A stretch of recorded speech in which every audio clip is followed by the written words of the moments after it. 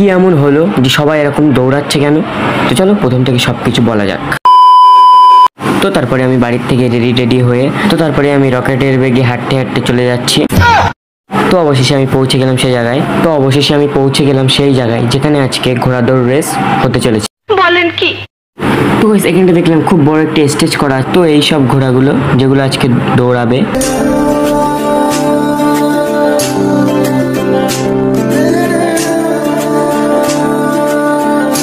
তো এখানে দেখলাম ঘোড়ার পায়ের থেকে কিছু একটা বের করা হচ্ছে।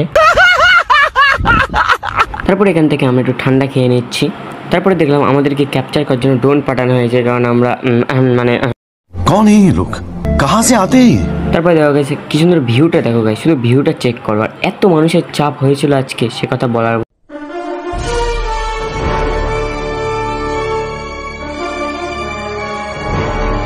মতো না। তারপরে দেখা হয়ে গেল পাগলদের ইউটিউব চ্যানেলের তরিকুলদার সাথে। তো তরিকুলদা কি বলছে শোনো।